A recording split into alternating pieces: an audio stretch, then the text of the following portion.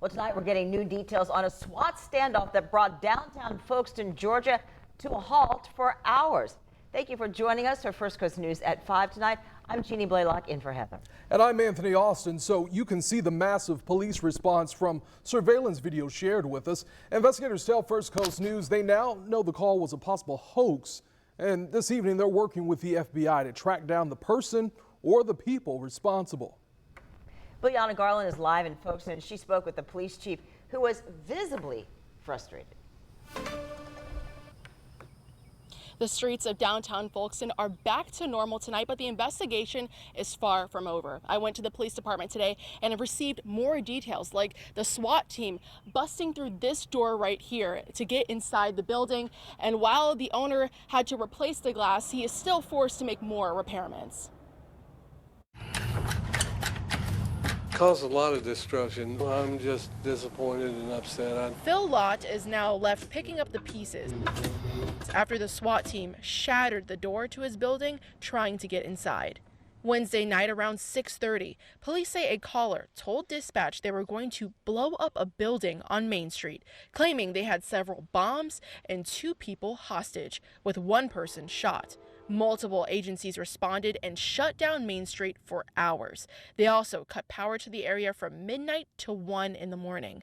When investigators executed a search warrant and cleared the building, they say they found no suspects, no victims, and no bombs. There's a lot of wasted resources and a lot of people put their life in danger. We want this person to be brought to justice. Chief Wesley Green has led the Folkston Police Department since 2002 and has worked here for 40 years. He says these kinds of calls, commonly known as swatting, are happening more and more. We want the community to see that we take these type of threats seriously. Right next door to the building that was targeted is Styles by Glenda, a hair salon owned by Glenda Gowan. She says the mayor, a close friend, called her personally and told her to stay away from the shop that night. When she finally came by to see it for herself, there was at least 15 cars, police, city, county, state patrol, all in the surrounding area. Everything was blocked off. The building at the center of all this is no ordinary building. The historic McDonald House was built in 1914, the county's oldest continuously operating building and its second largest.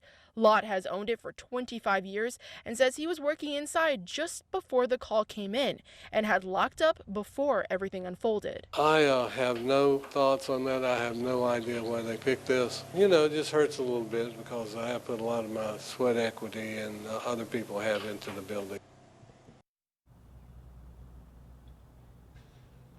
The police chief says this is still an active investigation, and the chief is actually working with the FBI to identify the caller. Live in Folkston, Georgia, I'm Biljana Garland, First Coast News on your side.